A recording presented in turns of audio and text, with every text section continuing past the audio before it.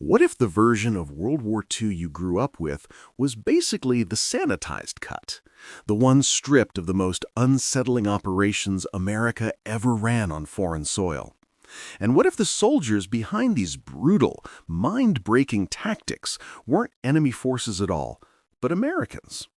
Before we get into the stuff the government locked away for nearly 8 decades in vaults at Fort Huachuca, Andrews Air Force Base, and the National Archives Annex in Kansas City, I need you to do 2 things. First, drop a comment telling me where you're tuned in from. Second, hit subscribe. Seriously, this channel only survives if you back it. The algorithm is already pushing this topic down. Your support is what keeps these buried stories from disappearing.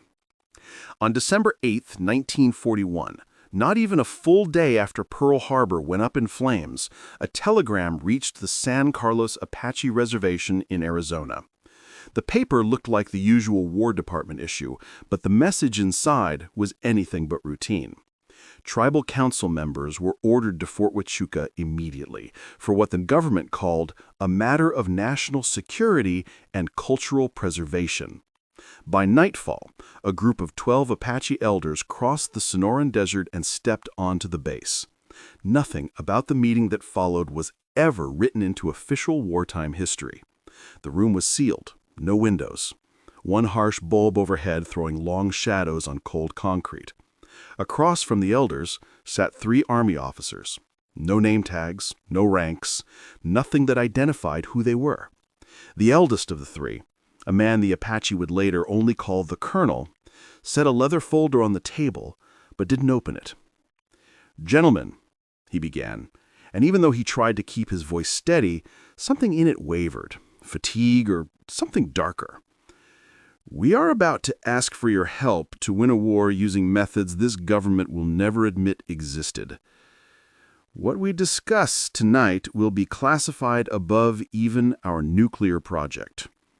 If you agree, you'll be teaching men skills the world hasn't seen since your ancestors fought in these mountains. You will be creating ghosts." Joseph Tissos, the tribal chairman, watched him in silence before replying, and the only surviving line of his response, found in a declassified fragment in 2014, still sends a chill through researchers. "Our grandfathers knew how to make an enemy fear the dark. If you want your soldiers to learn that, understand the cost. A man who moves like the wind and kills like a lion does not return to peaceful sleep."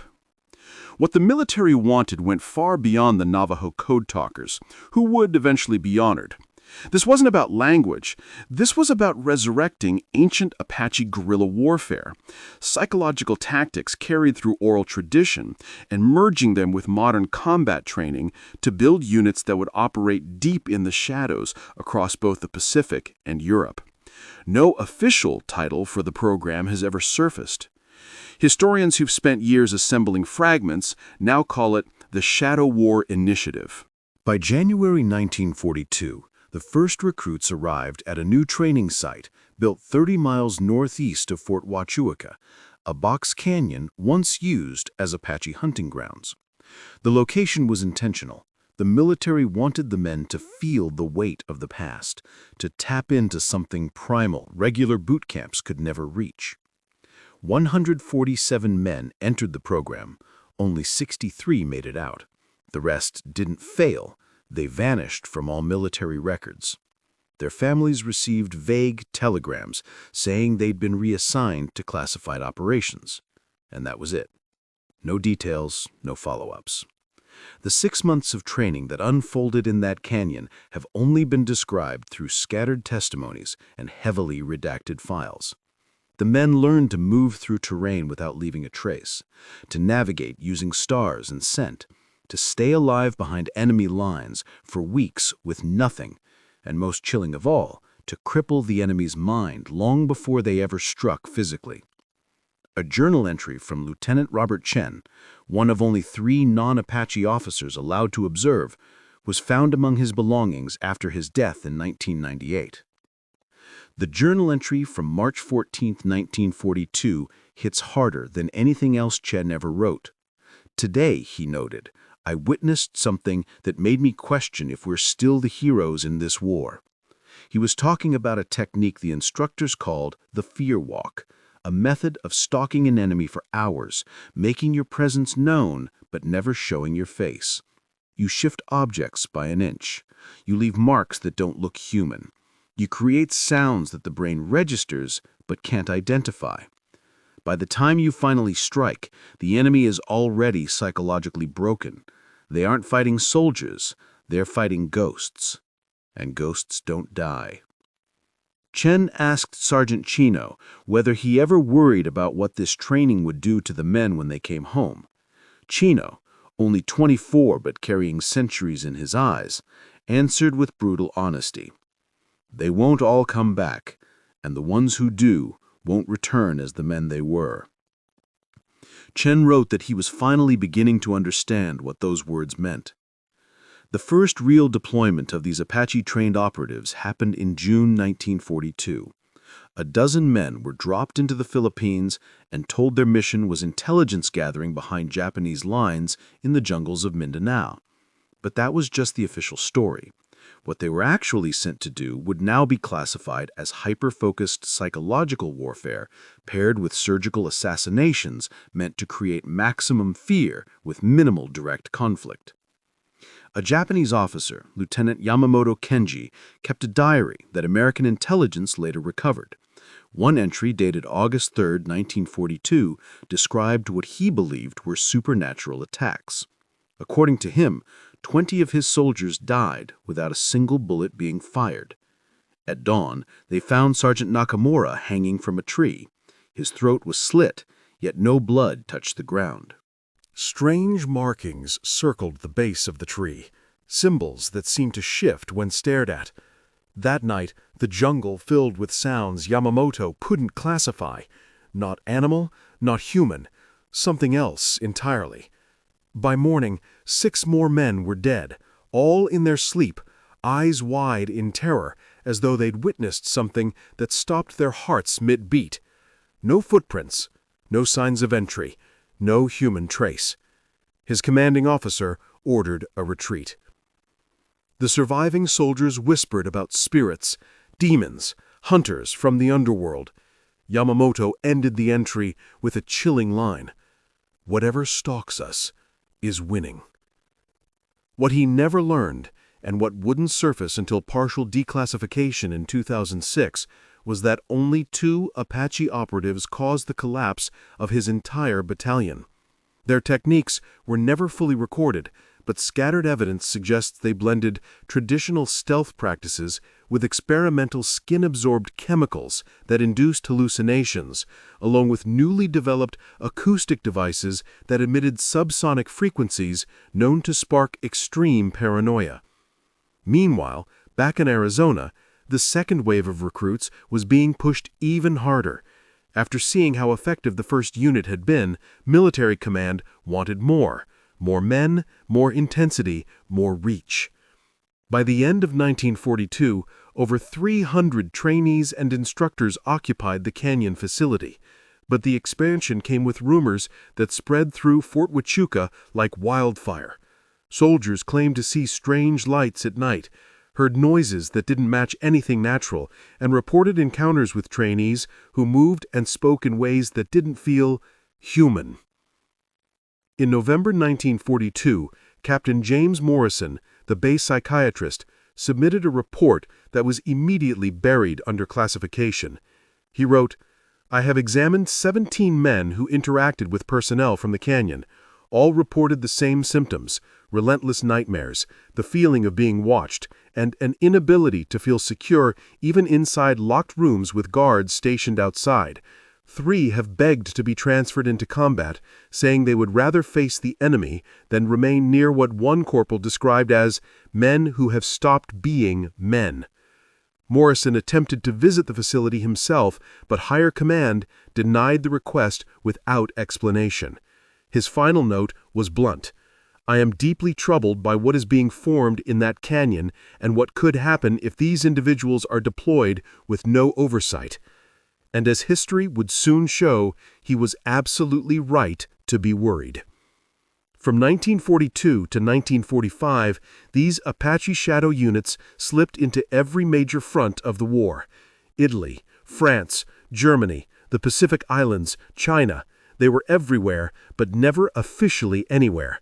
They didn't report through standard military channels. Their orders came through a separate chain of command tied to a War Department office that, on paper, didn't even exist. Whenever regular troops stumbled on the aftermath of their missions, they were fed carefully crafted cover stories: special forces, local resistance, unexplained enemy losses. But the truth sat far outside those explanations. In the Ardennes, during the Battle of the Bulge, a German battalion reported being slowly dismantled by what they called ghost soldiers. Allied intelligence intercepted a letter from Oberleutnant Hans Richter to his wife, a letter that captured the fear in chilling detail. "Martha, I don't think I will ever return. Something hunts us out here. Every night more men vanish. When we find them, if we find them, they're always in places impossible for anyone to reach without being seen.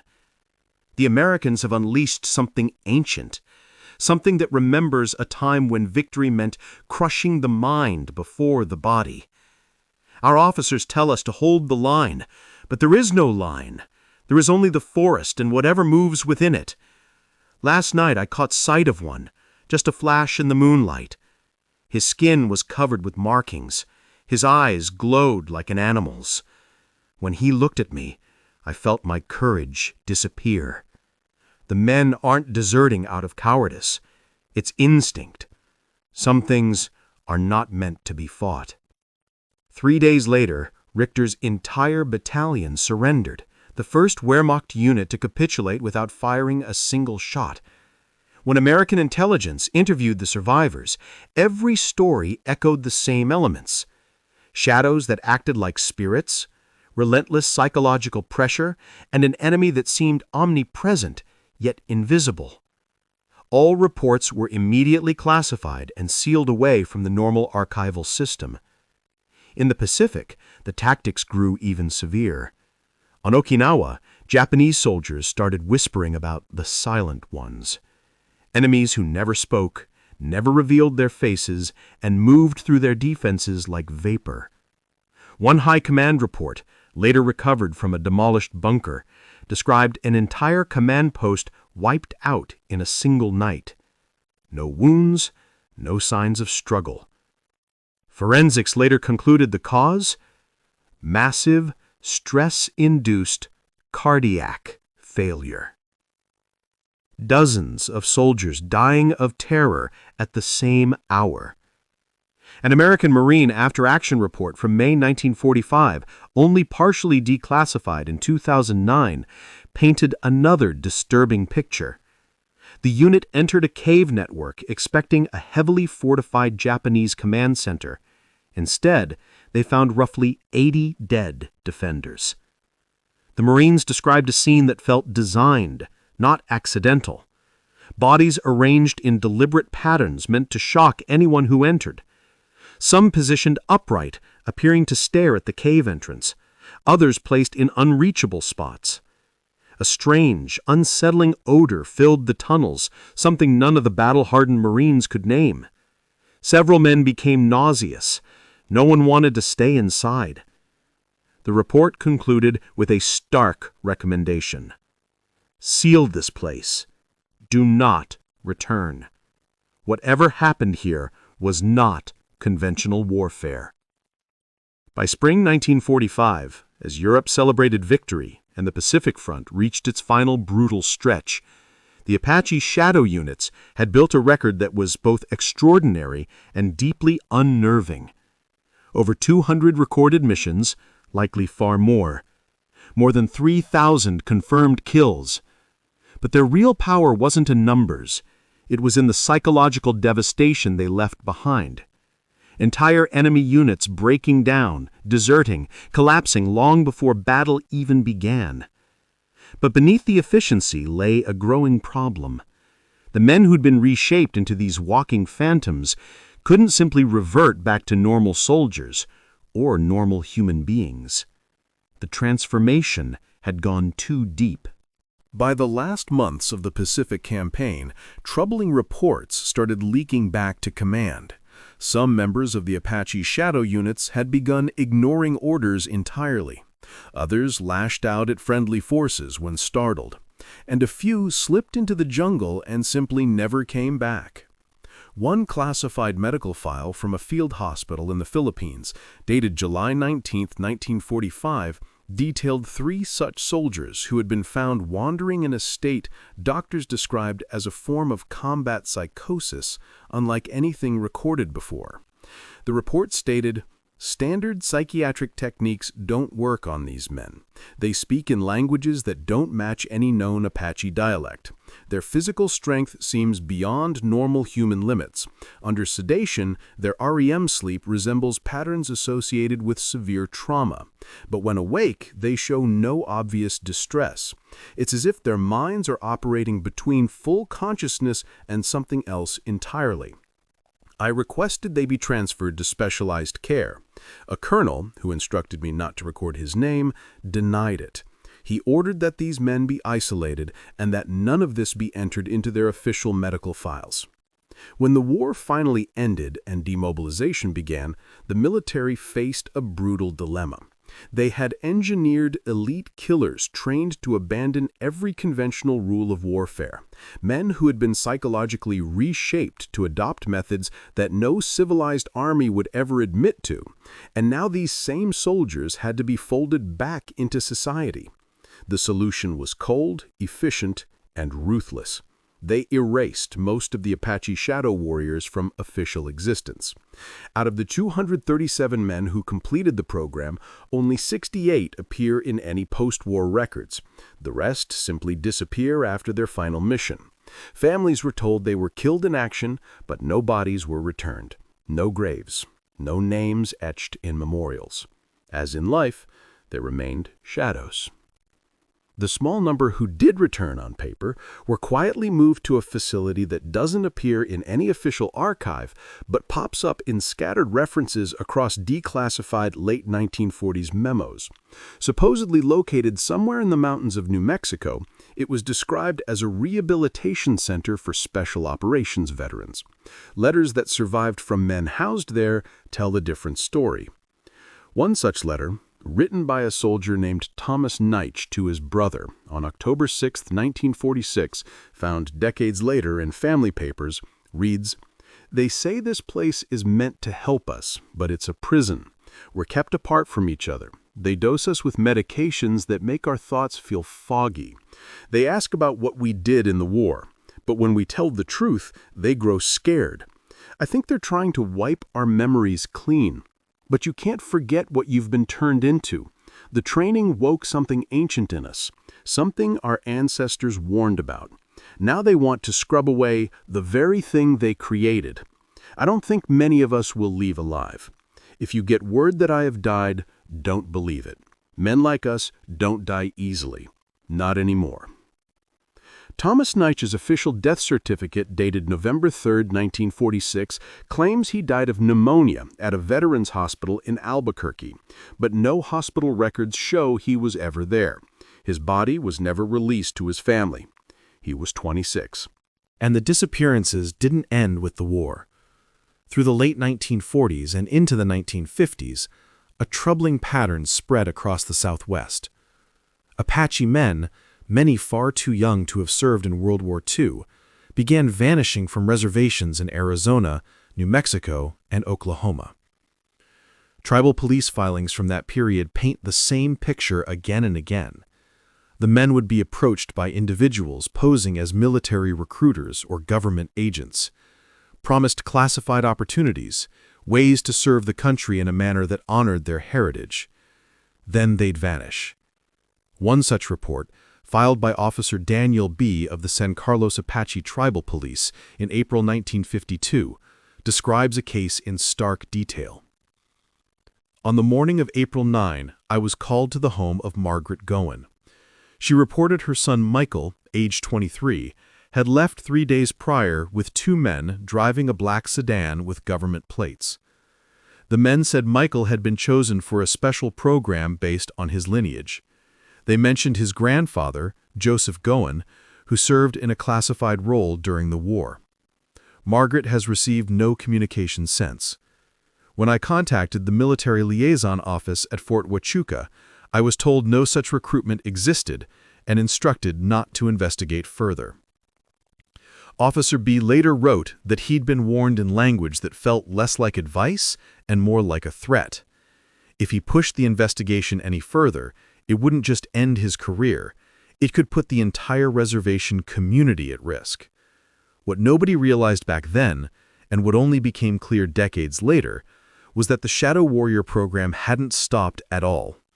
It had just sunk deeper beneath the surface. When the Cold War kicked off, the demand for the kind of operatives the Apache program produced skyrocketed. With nuclear powers circling each other and proxy wars brewing in every corner of the globe, the military, along with the brand new CIA, saw enormous value in soldiers who could strike without leaving a trace and shatter an enemy's psychological stability. Documents that accidentally slipped through a declassification filter in 2017 revealed something astonishing. From 1948 to 1963, a continuation project known as Nightwind recruited and conditioned more than 100 new Apache Shadow operatives. They were shipped out to Korea, Vietnam, Guatemala, Iran, anywhere the U.S. was conducting quiet, deniable warfare. These men had even less of a paper trail than the World War II unit. No service numbers, no enlistment records, nothing. Officially, they did not exist. In Korea, both American troops and enemy forces whispered about something traveling through the mountains, something that felt more myth than human. A Marine Corps intelligence memo, dated December 1950 and dug up from misfiled boxes at Camp Pendleton, told the story of a captured Chinese officer found wandering alone in deep shock. Through a translator, he described facing what he called the wind that kills. The report said the prisoner became frantic whenever his missing unit was mentioned. He insisted they'd been attacked by beings no one could see, killers who left no tracks, no sound, no wounds on the bodies they dropped. He said one of them had glowing markings on his face and eyes that didn't look at him but through him. He slipped into a catatonic state soon after. 3 days later, he died. Doctors blamed extreme psychological trauma because they could find no physical explanation at all. Then came Vietnam, and everything intensified. From 1964 through 1973, rumors circulated up the chain about U.S. operatives who didn't appear on any roster, followed no recognized command, and used methods so disturbing that even seasoned Special Forces officers avoided discussing them. Witness accounts hinted at tactics that merged cutting-edge tech with something ancient and deeply tribal. A 1998 memoir by former Green Beret Captain Raymond Teller finally put one of those encounters on record. Teller described a 1967 patrol in the Central Highlands where his team stumbled on what looked like the aftermath of a massacre, but with zero signs of an actual battle. A full Viet Cong company, roughly 120 men, lay dead in a clearing. No shell casings, no blast marks, no footprints suggesting an ambush. Just bodies, each wearing a look of absolute terror. Some had collapsed mid-run. 3 had taken their own lives. As Teller inspected the perimeter, a sergeant called him over. Carved deep into the trunk of a massive mahogany tree were symbols he'd never seen. His Montagnard tracker took one glance, backed away, and refused to continue. He said those symbols marked territory claimed by shadow hunters, and that staying there would be a mistake they wouldn't survive. While the team pulled out, Teller spotted movement high in the canopy. Just for a second, he saw a figure, skin painted in patterns that seemed to swallow light, silently watching them retreat. Teller never filed a formal report. He knew it would either disappear into a vault or get dismissed outright. But he admitted that scene haunted him for the rest of his life. What made these operatives even more unsettling was what they carried with them. Declassified files from the Army's Chemical and Biological Warfare Division show that throughout the 50s and 60s, researchers were experimenting with compounds designed to trigger intense fear, paranoia, and psychological collapse. The perfect tools for a soldier who already fought like a ghost. A 1961 research brief, marked with the highest clearance levels, detailed the testing of a substance referred to only as whisper agent. According to the summary, this compound triggered intense anxiety, vivid auditory hallucinations, and destabilizing paranoia in test subjects. Even microscopic doses absorbed through the skin or inhaled caused people to hear disembodied voices, see warped visuals, and grow terrified of their surroundings. The effects didn't fade quickly either. Symptoms could linger for up to 3 days. When paired with isolation or environmental stress, whisper agent was capable of pushing even mentally stable individuals into total psychological collapse.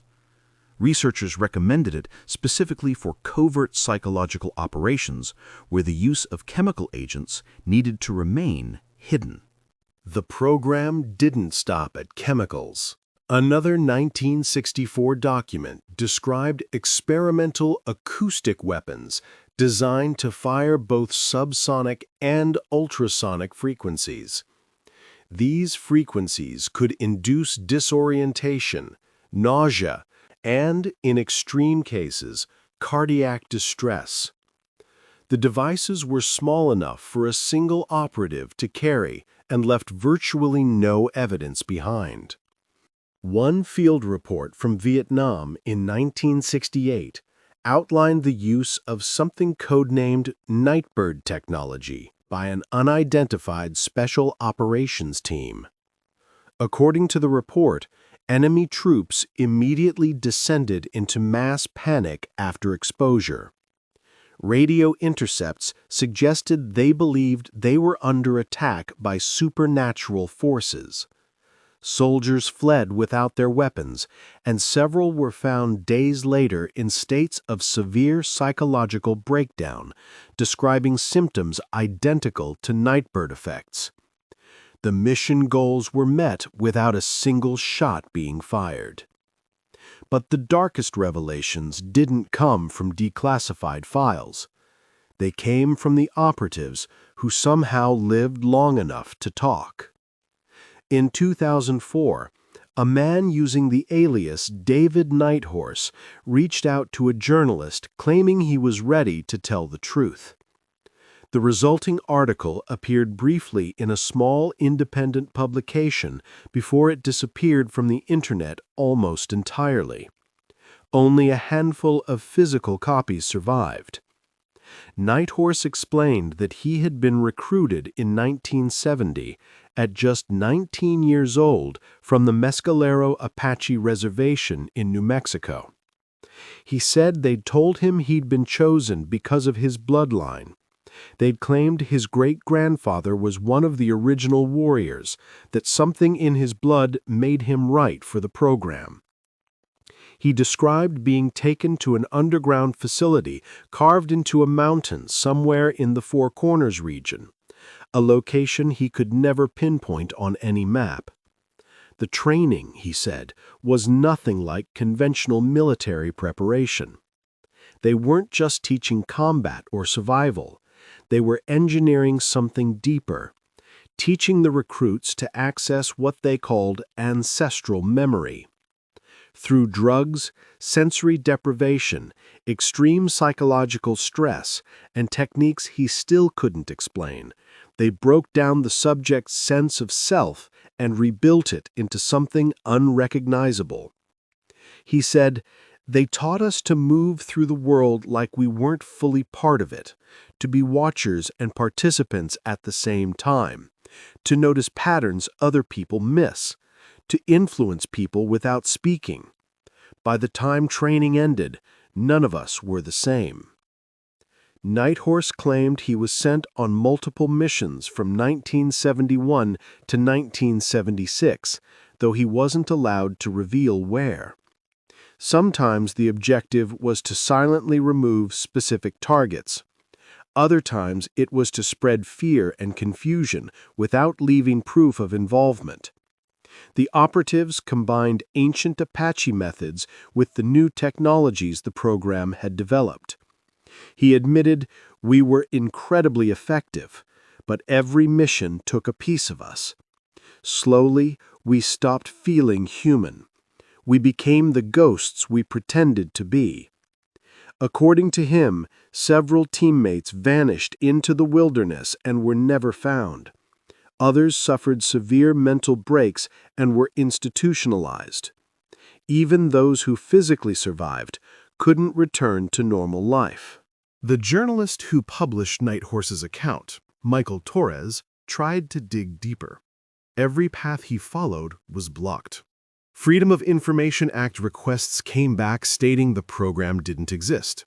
Potential surviving operatives were either dead or unreachable, often under strange circumstances. Attempts to find the underground facility only led him to heavily restricted military sites with unrelated official purposes. Torres wrote 2 more articles, then abruptly stopped investigating in 2006. He never publicly explained why. In his final published piece, Torres wrote, "I've been warned by people I trust that continuing this investigation could put me and my family at risk. I've been told plainly that some subjects are not meant to be probed by civilian reporters. I've seen enough evidence to believe that others who dug into similar areas paid a heavy price for it. Because of that, I'm stepping away from this story. But I want to state without any hesitation that I believe the core of what David Nighthorse revealed.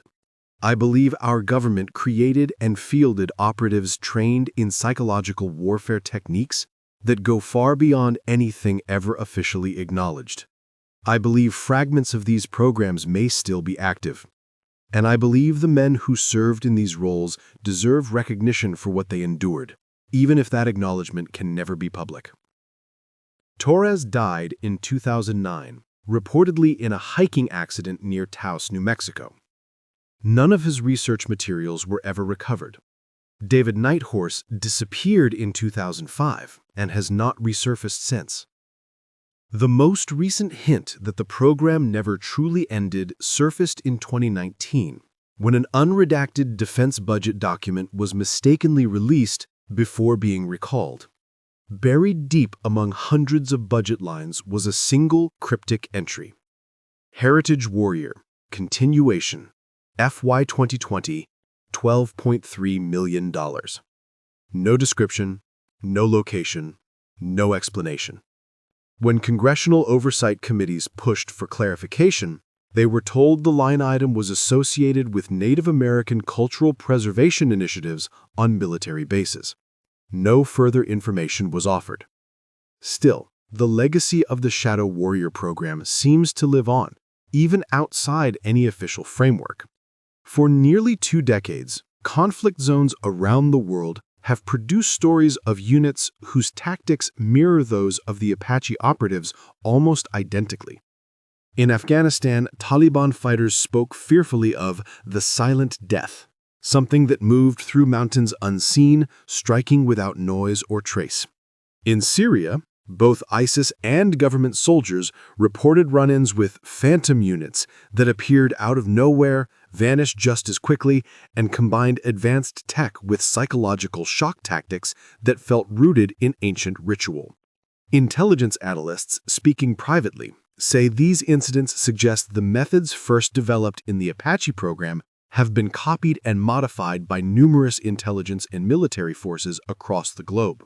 The key insight of that program, one analyst said, is that the most effective warfare starts in the mind long before it reaches the battlefield. If you can shatter an enemy's will, make them fear the dark, the quiet, their own imagination, the fight is already over. The Apaches understood this instinctively. The military learned it from them. He continued, "This kind of warfare isn't just about tactics. It's about tapping into the primitive fears that sit beneath conscious thought. Once you learn to weaponize those fears, there's no real defense against it. The reservations where the original recruits came from are now places marked by deep, shared trauma. Elders whisper about the warriors who left and the ones who returned irrevocably changed.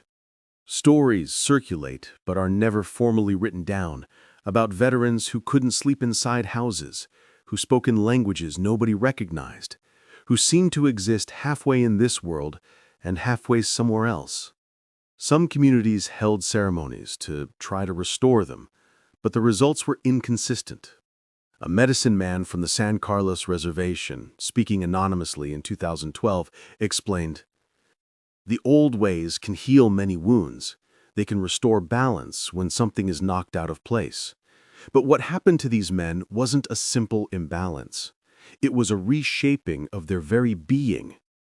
The military took our warriors and turned them into something that belongs neither fully to the human world nor the spirit world. They made beings caught between the two." He added that some of these men still live in isolated areas, unable to return to ordinary life. He said, "We leave food for them at the old sites. It disappears overnight, but we never see who comes for it." And honestly, the families of those men carry a weight that's hard to even put into words. They live with this strange, heavy truth. Their sons, brothers, fathers served their country in ways nobody will ever admit. No medals, no files, no closure. Just a permanent blank space where answers should be. Some families still cling to hope.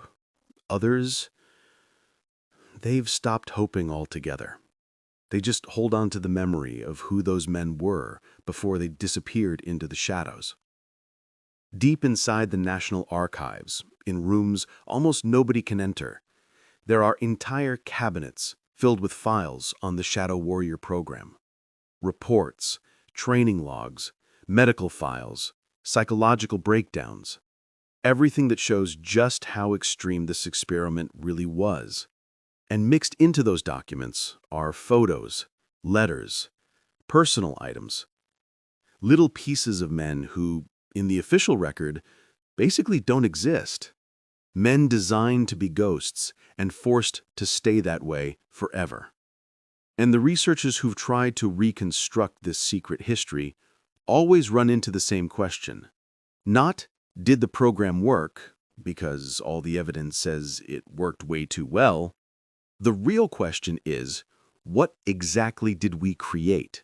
And can it ever be undone? These soldiers were changed at levels most people don't even understand. They were pushed into parts of the human mind the average person will never experience. They were given tools, tech, and mental conditioning that bordered on unreal. Then they were sent into the field and told to use it, encouraged to use it. And some of them are still out there, living way off grid, under new identities, now in their 80s and 90s. But the people who've crossed paths with them say the same thing. They're still different. They move differently, sense things differently.